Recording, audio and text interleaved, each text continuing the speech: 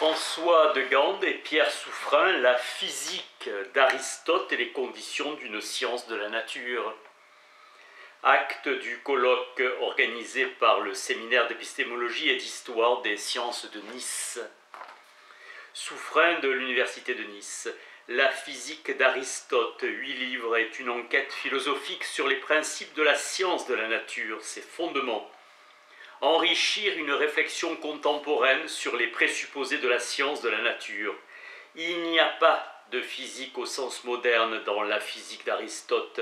Il évoque le mouvement, l'application des mathématiques aux objets naturels ou le langage dans notre appréhension de la nature. La nature est principe de mouvement et de changement, donc on ne peut ignorer le mouvement, sinon on ignore la nature. Avec le mouvement apparaît le continu et donc l'infini. Le continu étant ce qui est divisible à l'infini. Sans lieu, ni vide, ni temps, le mouvement est impossible. Examen de chacune d'elles, la considération des choses particulières vient après celle des choses communes. Enfin, Aristote se consacre à la démonstration de l'existence du premier moteur. La traduction du texte s'est faite sur la base de manuscrits de la Grèce byzantine datant du IXe siècle, 86 manuscrits. Il y a des copies manuscrites dont les textes ne sont pas strictement identiques. Erreurs involontaires ou avec l'intention de corriger. Masse énorme de variantes. Certaines erreurs altèrent gravement le sens du texte. Idéalement, il faudrait retracer la généalogie complète des manuscrits, conservés ou perdus. Travail non encore réalisé. Le choix se fait en vertu de l'ancienneté des manuscrits, même si un dicton des philologues dit que les manuscrits les plus récents ne sont pas nécessairement les pires. Exemple, le traducteur français Carteron a suivi le travail réalisé par Immanuel Becker 100 ans auparavant, 1830, Académie de Berlin, à partir de 6 manuscrits de base. Carteron a collationné les manuscrits en se fiant au relevé de ses devanciers, correction d'érudits, à des fautes de lecture ou de transcription, et il recopie les indications de Becker. Le manuscrit autographe d'Aristote étant l'archétype perdu. Les copistes ont voulu copier strictement le modèle recopié par 3 copistes indépendants. Puis les manuscrits ne sont pas conservés intacts au cours de leur existence et subissent les injures du temps, morsures des vers et attaques de l'humidité. Des lecteurs érudits ont fait des corrections. Des copies se situent entre le VIe siècle et le IXe de notre ère. Reconstituer l'archétype à partir de ses descendants conservés est une tâche excessivement difficile. Avec la tradition indirecte, on peut remonter vers l'auteur de la physique. Grâce aux traductions anciennes, en d'autres langues que le grec, et les commentaires anciens qui ont été composés sur ce traité du 1er siècle avant Jésus-Christ jusqu'au 6e après, comme le chrétien Philopon et le néoplatonicien Simplicius, une paraphrase aussi de Thémistius, et l'érudition de Simplicius qui se réfère à Alexandre d'Aphrodise, 2e siècle. L'éditeur moderne a ainsi une grande marge de liberté et donc de responsabilité dans l'établissement de son texte. Il est condamné à être libre. L'ouvrage est un traité unitaire désigné sous le titre de Cours de physique et divisé en 8 livres. Rôle de l'érudit du 1er siècle avant Jésus-Christ, Andronikos de Rhodes, témoignage du disciple de Plotin, Porphyre, que son maître avait chargé de mettre en ordre ses traités après sa mort. Il a regroupé les traités non pas chronologiquement, mais par sujet traité. Affinité thématique. Aristote a rédigé 2 sortes d'ouvrages nettement distincts selon le public auquel ils étaient destinés. Style et niveau de technicité. Ouvrages destinés à un grand public extérieur à l'école, les ouvrages exotériques. Dialogue à la manière de Platon. Cicéron en fait référence et loue le fleuve d'or, style soigné d'Aristote. À part quelques fragments, ils sont perdus. Les ouvrages ésotériques étaient destinés aux cours, sorte d'aide-mémoire. Caractère secret ou mystérieux, on les appelle aussi acroamatiques. liés à un enseignement oral. Ils tomberont dans l'oubli et restèrent ignorés longtemps dans une cave. Un riche bibliophile, appelé Lyconde, les acheta et les fit transporter à Athènes. En 86, prise d'Athènes par Sylla et la bibliothèque fut transportée à Rome. Andronikos se procura des copies qu'il publia.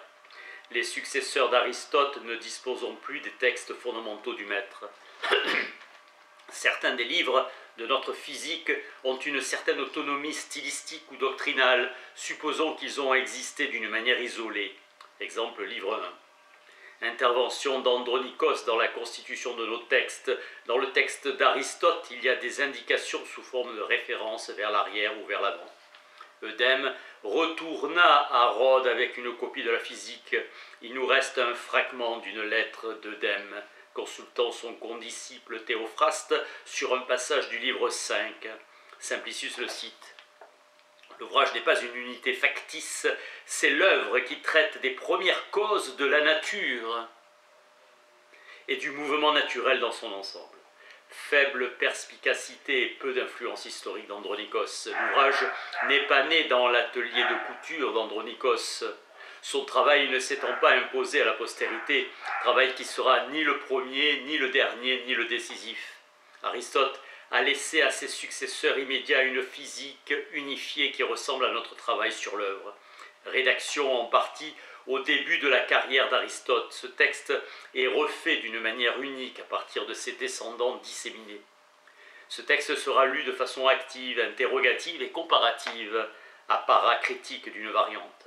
Andronikos a découpé l'ouvrage à de mauvais endroits, mais cela n'est pas dommageable à la postérité. Rendons hommage, malgré leurs erreurs, à tous ces érudits, commentateurs, copistes, éditeurs, car c'est grâce à eux qu'on peut travailler ensemble sur le livre. La physique est définie comme étude de la nature.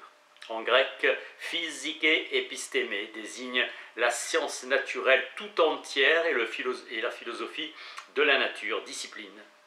Enquête concernant la nature des choses. Socrate entend parler de la doctrine d'Anaxagore, selon laquelle c'est le principe de l'intelligence, le nous, qui est la cause de toute chose et qui met tout en ordre. Socrate est déçu, ce n'est pas la raison du meilleur, l'intelligence. Anaxagore s'en remettant aux forces physiques. La philosophie grecque jusqu'à Socrate était une philosophie naturelle. Plus elle est devenue un guide pour la vie, une recherche du vrai bonheur, visant à acquérir la vertu morale. Salut de l'âme. Aristote mène une guerre sourde contre Platon. Pour Aristote, il y a 3 sciences distinctes, la physique, la mathématique et la philosophie dite première, métaphysique. L'histoire comporte 5 épisodes. 1. Millet et la cosmologie ionienne. 2. Le défi de Parménide et de Zénon. 3. Les grands systèmes du 5e siècle. 4. L'alternative platonicienne. 5. Aristote lui-même. La plus grande contribution de l'école de Millet était la création d'un modèle géométrique du monde, articulation claire du cosmos comme un système ordonné. Les Babyloniens avaient déjà développé une grande connaissance des phénomènes périodiques du ciel, mais sans construire une théorie explicative. Ils observaient et calculaient. Puis Parménide sait que la lumière de la lune est empruntée au soleil. Anaxagore donnera l'explication correcte de l'éclipse de lune. Le mathématicien Eudoxe construit le premier système de sphères concentriques pour les planètes. Ce modèle est accepté par Aristote avec Calype. Aristote transforme le statut ontologique en posant un élément divin avec le ciel. Tous les corps sont des sphères et tous les mouvements sont des révolutions uniformes et éternelles.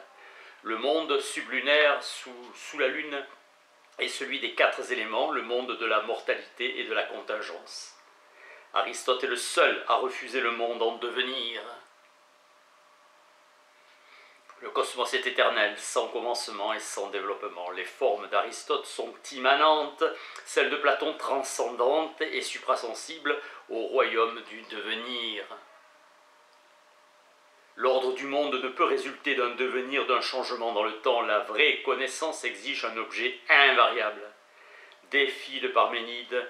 Il démontre que l'être ou la réalité doit être unique, exempte de tout changement. Zénon montre par contre que les hypothèses de la diversité et du mouvement impliquent des contradictions. Aristote Ier prendra à Empédocle le système des 4 éléments, à Anaxagore le principe d'une raison, le nous, qui est responsable de l'ordre cosmique. Aristote insiste, c'est la forme et non pas la matière qui explique la structure rationnelle du cosmos, rejet du réductionnisme matérialiste des atomistes. Aristote remplace l'âme du monde de Platon par un moteur immobile, l'atomiste Démocrite. La vraie connaissance se trouve, épistémé, semble seulement dans la mathématique et au-delà dans la dialectique. L'étude de la nature est une science de plein droit, car son objet est pleinement connaissable. La métaphysique vient après pour le chercheur, même si elle est première dans l'ordre de l'être et de l'explication ultime. Aristote a réuni une vaste synthèse rendant impossible pour lui toute idée d'une évolution ou d'une transformation des espèces naturelles et toute idée d'une émergence progressive de l'ordre cosmique. Dans sa synthèse, Aristote a eu une vision large de la sagesse théorique, la Sophia, qui comprend la philosophie première. C'est à nous de clarifier cette synthèse. La science qui rend manifeste l'essence de son objet est la physique. La science qui la pose comme hypothèse est la mathématique. La science consiste essentiellement dans la démonstration des propriétés de son objet à partir des principes déjà donnés. Dans la physique, le point de départ est la perception sensible. Pour la mathématique, une simple hypothèse. La physique suppose l'existence et l'essence de son objet. La marche naturelle va des choses les plus connaissables pour nous à celles qui sont les plus clairs en soi, les principes, le tout, le plus connaissable selon la sensation. Si l'on réussit à réfuter toutes ces possibilités à l'exception d'une, cette dernière se trouve démontrée d'une manière incontestable. Procédé dialectique qui donne lieu à une véritable démonstration. L'existence du principe implique la distinction et ce dont il est principe, donc une multiplicité. Les difficultés sont les apories. Aristote en conclut l'unité de l'être. Les contraires ne sont pas des substances, car la substance n'a pas de contraire. Les Éléates ont nié la multiplicité, réduisant toutes les choses à une seule. Ils ont choisi le principe contre l'expérience.